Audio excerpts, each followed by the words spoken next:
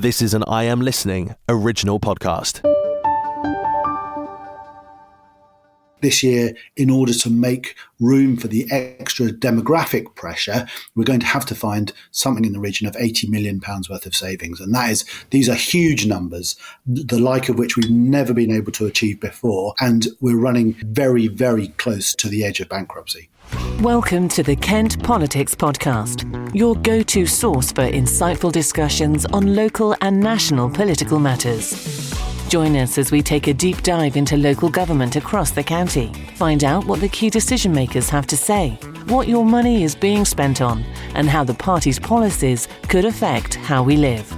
Plus, don't miss our regular feature, Westminster Watch, where we dissect the latest developments and decisions shaping the political landscape in the heart of the UK's capital. Engage with us as we delve into the issues that matter to you and explore the dynamic world of politics from a Kent perspective. Welcome to this edition of the Kent Politics Podcast. My name is Simon Finlay, local democracy reporter covering Kent County Council, and I'm joined by Robert Boddy, who looks after Medway Council. Hello. And Daniel Esson, who looks after the district councils and the borough councils. Hello. Later we'll be joined by our special guest, Richard Streatfeild, a long-time Kent councillor and former Lib Dem parliamentary candidate for Sevenoaks.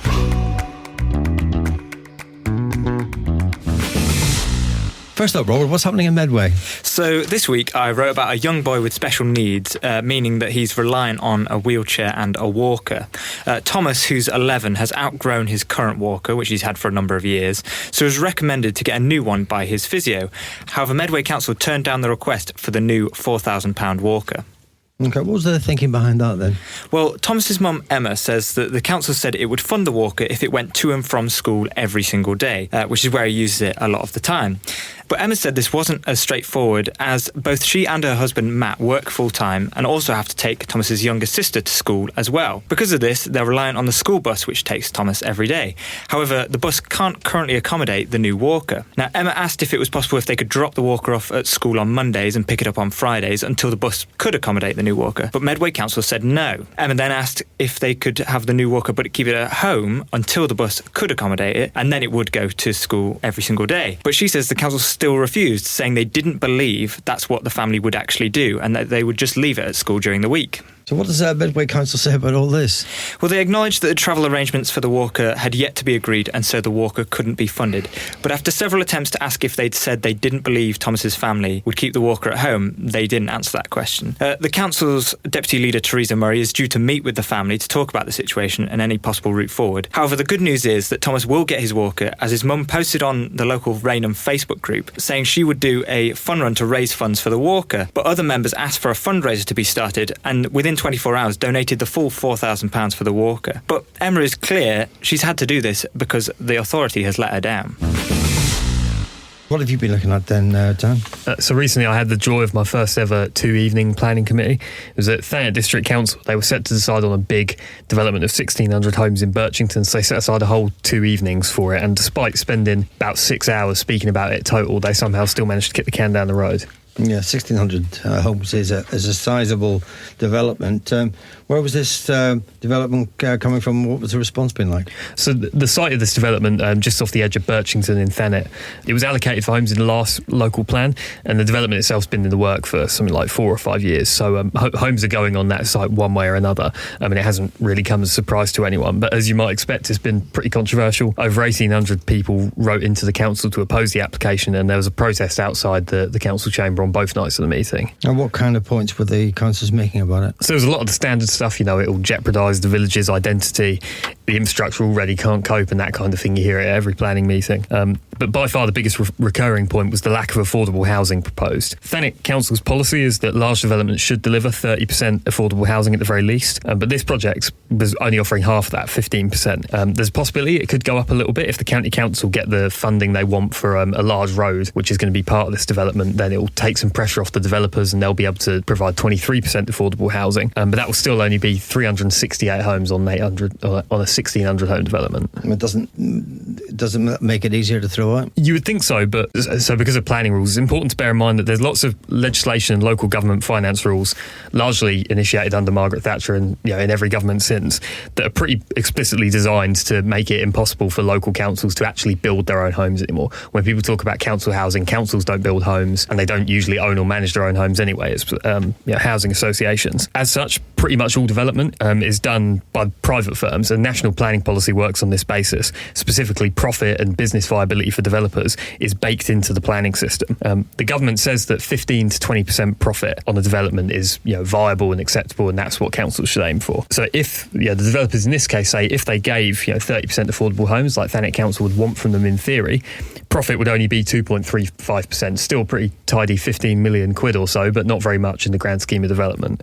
So to make the development viable with a much healthier profit of 93 million, they say they had no choice but to offer less affordable housing. So what did the committee decide? So council officers were recommending that councillors vote to approve the plans, but largely because of the lack of affordable housing, they instead voted to defer it to request that they look at other ways to see if they can get more affordable housing on the site. But like I said, because of how planning policy works, it seems pretty clear that if they were going to get any more than is on offer, they would already know by now.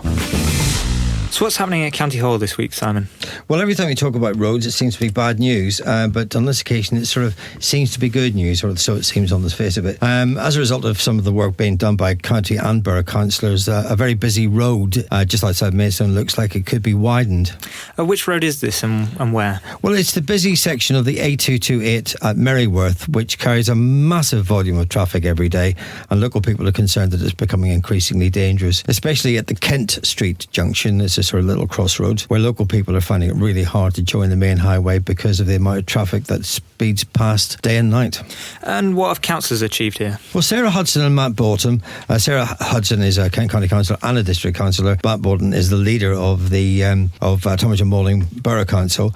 Have persuaded Kent County Council's highways people to have a look at the traffic situation again, and they've sought funding and got funding from Section 106 money, developer contributions. To come up with a plan to develop a plan to widen two corners at the Kent Street junction and install some traffic lights. There's also an idea to put a couple of bus stops in, which acts as a natural sort of way of slowing down traffic. And when is this likely to happen? Well, the KCC Cabinet Highways member, Neil Baker, said that the provisional date he has in mind is next spring. This has been in the culmination of years of lobbying by the councillors Hudson and Borton, and Councillor Baker has said discussions with the landowner are ongoing, but acknowledged that the work will be done to make it happen. But critics might allege the timing of the announcement about the start of work might have something to do with the KCC elections next year, but that's what a cynic might say. Is there a topic that you would like to be discussed on the Kent Politics podcast? Perhaps you've got a question for one of our panel, or you'd like to comment on a hot topic in local or national government. Get in touch by emailing or sending a voice note to kentpoliticspodcast@thekmgroup.co.uk. Richard Streatfeild is a Kent County Councillor and District Councillor for Sevenoaks, and like many before him, served in the army before entering politics, not least the new MP down the road in Tunbridge Wells. He is with us now. Welcome, Richard. How are you doing? I'm well, thanks. Yeah, all good. Thanks for joining us. You've had a pretty varied career before you emerged into Kent politics. Tell us a little bit about where you come from. Yeah, I'm Kent born and bred, so I grew up in a small village in the south of Sevenoaks district at the time, in Chiddingstone, where my family had been for some time, and I went to school in Tunbridge at the Judd School, and then went off to university, and then to the army, where my service took me to Bosnia and Kosovo initially around the time of the millennium, and then to Northern Ireland for a bit, and then latterly 2009-10 in Afghanistan, and I left the army in 2012 and came back to live in Chiddingstone. And then I kind of got slowly into politics. I started off as just trying to do my bit for the parish council, and then realised that what I wanted for the village couldn't be done just through the parish council. That it had to be kind of, and went from there to the district, and then to the county, and that's been a journey kind of through the levels. And so I really wanted to get into county council politics, mainly because of the issues with special educational needs. But I got put on the Adult Social Care Committee when I first got elected in 2021. And it is the thing that is driving the finances, driving all the financial difficulties of the county at the moment, and is an incredibly serious and complex issue to try and grapple with in 2024. Yeah, well, we'll come back to that in a second, if we might. You know, you talked about your journey into politics, and you obviously was a sense of community was very much sort of driving it. But you know, we would have sort of said you run a business, you're ex-army. It's very much more sort of like almost like the archetypical conservative candidate in politics. Yeah, in many respects, that's true. I can't deny it. But when I was growing up, my grandmother, what really drove me into being a Liberal Democrat was my grandmother left the Conservative Party after Enoch Powell's speech in 1964, 66, something like that. The Rivers of Blood speech had a kind of seminal effect on her. She was running camps for the Windrush generation in Chiddingstone over the summer period, and she had a really strong sense of community. She was a scout leader, a guide leader, a church warden, you name it. She was on it. Chair of governors of the local school, and yeah, when I was growing up, she just said you can't be a Conservative if there are people like that. You've got to be really careful about who you want to kind of be, and that was a really seminal moment. So I joined the Liberals in 1989 when I started doing politics at A level. So you went on to university after that, and sort of why did you decide to join the army? Well, at the time, I'd never been interested in the CCF at school, or and Judd had a CCF, and I'd never joined. And then I was a generation that often did a gap year, and I did a gap year, and I went to Outer Mongolia with Operation Rally, as it was at the time, when it then became Rally International. And I met a guy who was in the army, and he joined at the kind of the bottom end and went into special forces, and he had a really profound effect on me. He made me the leader of the group, and I was only 18, 19 at the time, and for 3 weeks he taught me about leadership, and it was an amazing experience. And when I got to university, I went and joined the OTC, and again I kept running into people who were really great guides or mentors in the army. I remember a guy called Jim Gregg, who was a sergeant major in Birmingham OTC, and yeah, I just got the bug, and I didn't love it for the kind of militaristic side. I loved it for the leadership, for the camaraderie, and at the time, the Labour Party were really in favour of developing a force for good, and that is something that always stuck with me. The army can be a really powerful force for good, and I think it has been in lots of ways. That we all know there have been some difficulties along the way as well, but certainly in Bosnia and Kosovo, I felt I was doing a really important job keeping people who had serious conflict and helping the country stabilise, reconstruct, protect people, and de-escalate the situation. So that I felt very kind of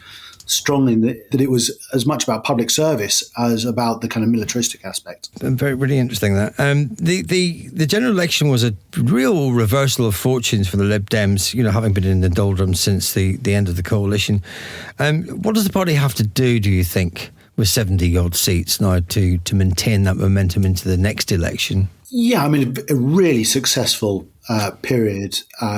Focus on the seats that we could win. Didn't overextend ourselves into areas and spread our resources too thinly, and got the results that we deserved as a result of that strategy. It's now a question, and the new party in Parliament is still very much finding its feet, finding where who's got the expertise to really have an impact in key areas. I think you'll see some really good work being done in committee with scrutiny of legislation, because I know from people like Mike Martin in Tunbridge Wells, who's got an incredible level of expertise on operations. He's got a doctorate in war studies. And there's just about to be a defence and security review, and he will make a huge contribution to the scrutiny of that, and a huge contribution in making sure that we are fit for the future, because that's the real danger, is that after 10 years of stagnation, of difficulty, and of underfunding, that we need to prepare for what is a very difficult and dangerous time ahead.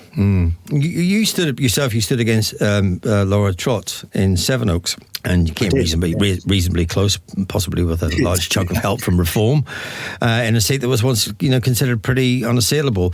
I mean, what was your focus there? What was the strategy of trying to unseat Laura Trott? I spoke to 2,000 people in the last 2 months from the time the election was called, and I really, because I was born in the constituency, I've come back here, and I already represent parts of it as a county councillor. I recognise that some of the challenges ahead for Sevenoaks can only be achieved from Westminster, and I wanted a really strong local champion to speak up for Sevenoaks and Swanley. Now, I have respect for Laura. She's a career politician. She's risen far and fast in the Conservative Party, going from a newly elected MP to being Chief Secretary to the Treasury in a very short space of time. But that by having that career approach, I felt, and I think others agreed, that she wasn't speaking up for Sevenoaks at the same time. There are things that were being done, but there's so much to do, that having somebody that I felt was going to be a Sevenoaks MP first and foremost, and not a kind of a Conservative voice from Westminster in the constituency, was a better way round of doing it. So that was the strategy, to just be the local champion, be the person who knows the people in the constituency, and really work hard to represent that voice. Richard, historically Labour Party has had, as far as I can tell, almost no presence in Sevenoaks. There's no Labour members on the district council, and I don't know of any on the sort of parishes or town councils around there, as far as I know. Why do you think that's the case? I mean, disparagingly, some people might say Sevenoaks is just too posh for it. Well, funny enough, Labour used to do really well in Swanley. And that was reflected in the large polling that Labour consistently was expected to do reasonably well, kind of neck and neck with us. And eventually they only got half the numbers of votes that we did, because people in Swanley have totally rejected the Labour mayor and ULEZ as a very powerful motivator not to vote Labour, because Labour, as far as most working class people in the district, and there are lots of them, have not been on the side of the working man. I heard that all the time in man and woman. I heard that all the time in Swanley. The Labour policy has cost the average family in Swanley who drive across the ULEZ boundary, even though it's just at the end of the town boundary, about £5,000 a family, and it's a huge cost and an unfair cost. And Liberal Democrats in London took Sadiq Khan to court in order to try and get a fairer deal for those people who live just over the boundary. But it does have a very big impact on Labour's popularity in Sevenoaks, in the constituency overall. The Kent County Council elections come along next May. Few people think that any of the current opposition parties have a chance of winning outright. But how do you see it panning out for the Lib Dems? Can they become the biggest opposition party in perhaps a new coalition type administration? Well, we hope to do really well off the back of the kind of showing we had in the general election across the county, particularly obviously in Tunbridge Wells and in Sevenoaks. And we think and hope we can at least double our representation, and hopefully more if we can get our strategy right. And we're going to be fighting for every single vote, because you can see that every vote is going to matter in what happens next. And we'll have to deal with what happens next when it happens, when we see how the people of Kent have felt about the current situation in the county, what they think of the Conservative administration, and who they then choose to take their views forward. And I can see a huge range. I felt it in the election. Reform will be standing candidates, I'm sure, and the Conservatives will have to answer for a record that is bringing the county council to the edge of bankruptcy. It'll be an interesting election to see who people choose. How much of an effect do you think that the Reform vote could have on Labour? It's really interesting about who Reform picks up from. I was amazed in Swanley, which is the bit of the constituency I know best, where lots of people had voted Conservative last time around, and the choice was Lib Dem or reform. Now, you'd have thought that those two things were miles apart, but I kid you not, I had a group with me when I took a phone call from someone who was making exactly that choice, and they were as astonished. And these were kind of students of politics came from Sevenoaks. One had just finished his degree at Warwick, where I was, and he just couldn't believe that people had this view that in their own minds that this was a kind of a choice that they could make. And I think it surprises a lot of people, but it shouldn't be surprising, because Liberal Democrats have traditionally championed local people, and Reform are setting out to do that as well. And so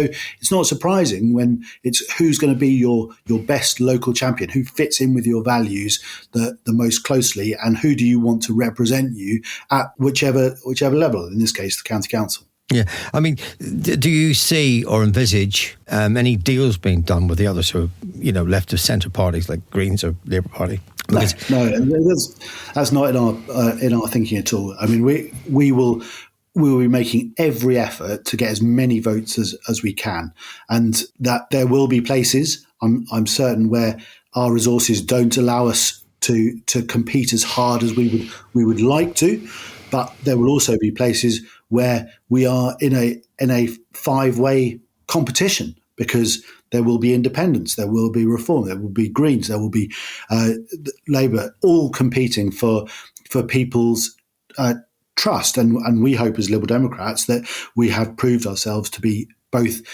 local champions and then effective even from opposition. I think one of the things I'm most proud about is I've got things done even from being in a kind of minority. If you do end up being part of some sort of ruling administration, whether you're the biggest party or not, you would inherit, at Kent County Council at least anyway, a complete nightmare.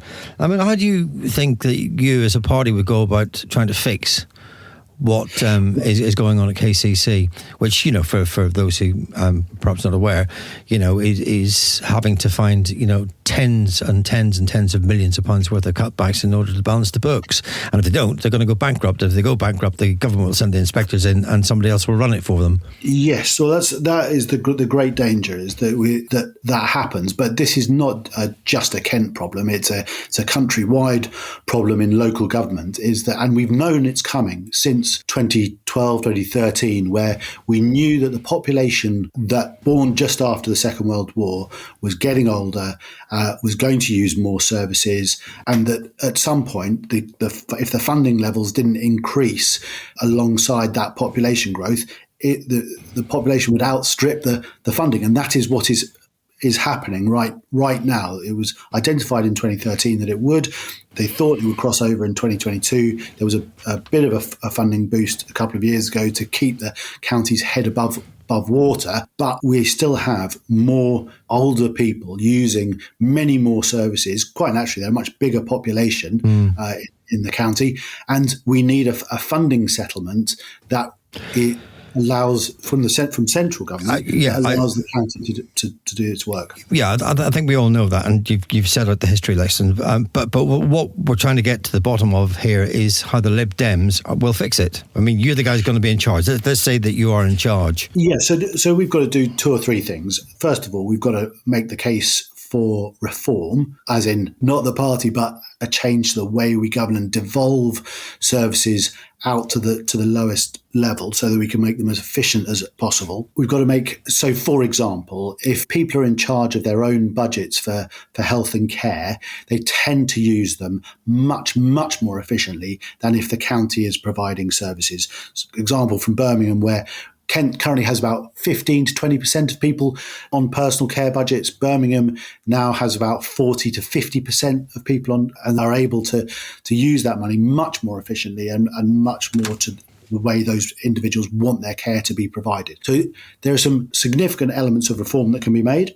There are absolutely... Yeah, but Birmingham went busted, didn't it? It did. But that was to do with an equal pay situation that they hadn't accounted for. I'm just saying the kinds of things that Liberal Democrats would do in order to make sure that the money the county has is being used as efficiently as possible, because there are certainly ways that we can transform adult social care, that we can deal with special educational needs, which are the big spenders in the county. But no one can get away from the fact that it's about the central government funding, because council tax rises are capped. So we don't have the kind of levels of tax raising powers that would enable us to match the need from local taxation. So, for example, last year, the council tax rose by 5%, but inflation was 11%. So if you don't get a funding formula that matches inflation in some way, then you're going to reduce the numbers of services and you're going to come under a lot of financial pressure. And we are running out of headroom in the budget. There's only about £80 million worth of a budget of £1.6 billion worth that's discretionary spend. And this year, in order to make room for the extra demographic pressure, we're going to have to find something in the region of £80 million worth of savings. And these are huge numbers, the like of which we've never been able to achieve before. And we're running very, very close to the edge of bankruptcy. Why is it that central government doesn't appear to be listening to the pleas of local government about funding, not just here in Kent, but all over the country? It means it's happening everywhere. You named one particular council that's gone bust for a completely different reason, but there are councils crying out for help in order to provide the basic services that they need to provide, much less the discretionary spend that are nice to do. Yeah, the Conservatives got themselves in a real paradoxical situation where they were going to fund adult social care, which is the big cost in local government, by the tax rise. And then they're about faced with Jeremy Hunt saying, no, we're not going to do that. We're going to reduce that tax, and we're not going to give local government the funding that they need to survive. So Boris Johnson came in on a promise to fix adult social care, and then there was a singular failure to make good on that promise. So we are in this mess because of, I have to say, and it's absolutely clear, I don't think there's any debate that the tax rises and then the tax cut have caused a huge problem for us. Yeah.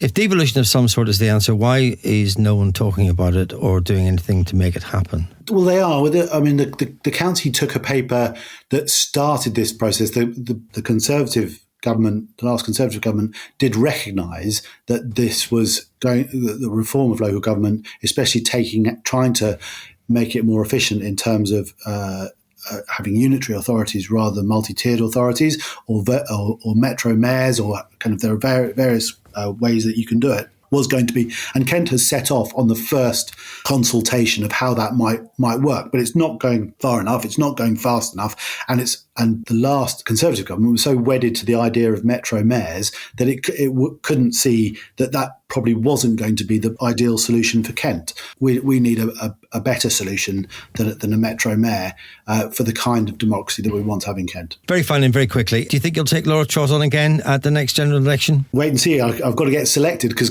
being a good democratic party, I am no longer the candidate, and I will have to put my name forward if that is where I'm at in 4 years' time. I'm really looking forward to the next county council elections, and I think there's still lots of work to do at the county level. And yeah, if that ends up being another run at Parliament, then so be it. But it's way too early to be absolutely sure about that yet. Okay, Richard Streatfeild, Liberal Democrat for Sevenoaks, thank you very much indeed for your time today. Thank you.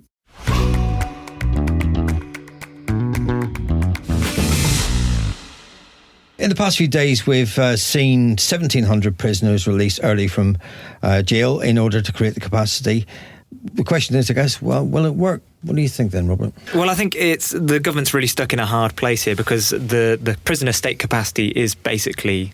Well, there is no capacity. They're really struggling to find places to put people. And then after we had the riots and that whole situation, there's a definite want to put people in prison, but where do you put them, basically? So the government has basically got to get these people out of prison. But as I think we've discussed elsewhere, where do these people go? And it's only a matter of time, really, before one of these offenders who's been let out is, reoffends.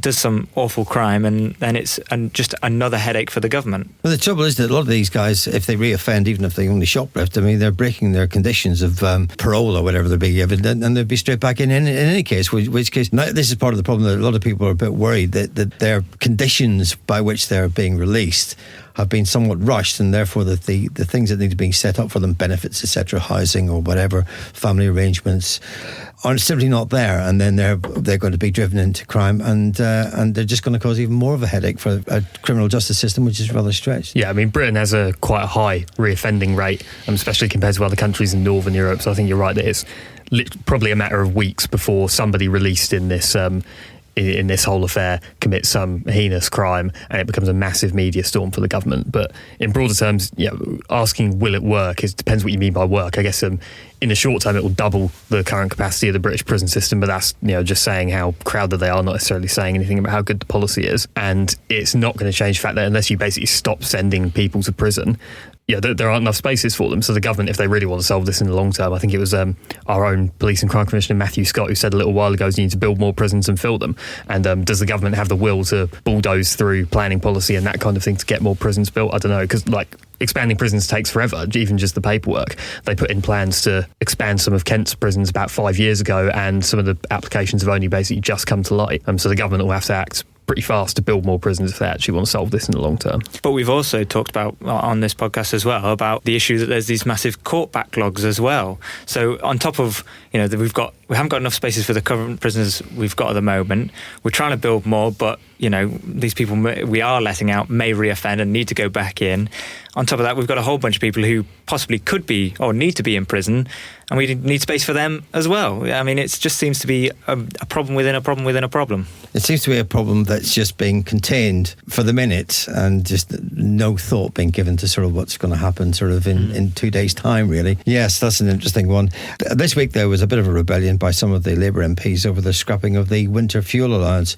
Is that just a shrewd move to get it out of the way nice and early, or is it politically going to haunt Sir Keir Starmer? It depends what you mean by haunt. I mean, if in a few months' time, TV news stations can find real tragedy stories of pensioners freezing in their flats because they were deprived of their winter fuel allowance, then maybe it will become a headache for them. I think that the political reasoning behind it probably is, well, we may as well front load all of the really unpopular decisions we have to make to try and get them out of the way soon, hoping that by the next election nobody remembers them. But whether it'll actually achieve what the government says economically they set out to do, which is save money, remains to be seen. It depends whether you believe Rachel Reeves' sort of treasury orthodoxy, that basically all we need to do is just constantly spend less money, because that's the same thing she was saying in the election campaign and also 10 years before that when she worked for Ed Miliband. I think that there's definitely front-loading this parliament, keeping difficult decisions, that's their phrase that they use all the time, but keeping these decisions as close to the last election as possible, so that next time around everyone's forgotten them by then. But I think also there is the case of, we're in this period, I mean, a lot of people talk about the honeymoon for Labour, but there's also the afterglow of the Conservative government. Basically, how long can Labour say, well, if the Conservatives had been a bit better in the previous government, things wouldn't be so bad? And so attaching this winter fuel allowance cut to the so-called £22 billion black hole which Labour says the Conservatives left them, they're really trying to take onto that. I think it's also the fact that this is going on while we've got the Conservative Party leadership contest, because Kemi Badenoch, amongst others, previously said that the winter fuel allowance should be means tested as well. So kind of while there's discussion about what the different candidates for the leader of the opposition, what their policy position would be on this, it kind of takes a little bit, I'm not saying it's an effective way, but it takes a little bit of the sting out of it for what Labour are doing. You mentioned Kemi Badenoch.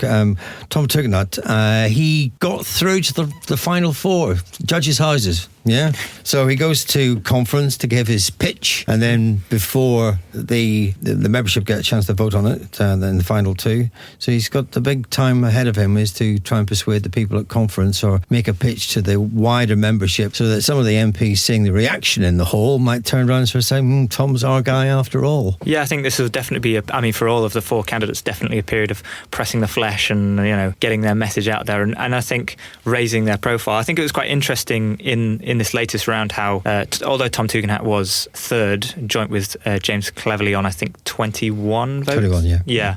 Yeah. His vote share had actually risen. I think think by 4, I think that's correct, whereas James Cleverly had stayed the same. So I think, he definitely has a fair shout at saying I'm the sort of the centrist candidate, which him and James Cleverly are vying for. But I think, when it actually comes down to a members' vote, it doesn't really matter whether it's James Cleverly or Tom Tugendhat. They're going to go for a more right-wing candidate. Yeah, more right-wing. So, but just in the short term, we've got to wonder where Mel Streit's 16 votes might go. I mean, if that might push, as you said, Tom Tugendhat a little bit further ahead of James Cleverly, so he might then occupy that sort of centrist role, and then it'll be obviously Jenrick or Badenoch that'll come through to take the right winger slot. But as Craig McKinley said the other week, they'll always choose the right winger.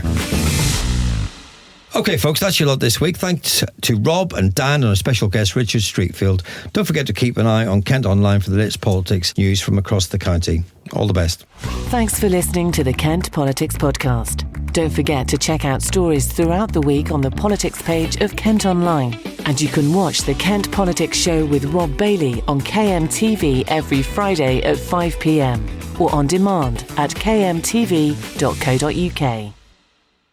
This has been an I Am Listening original podcast. For more information, head over to our website, im-listening.co.uk.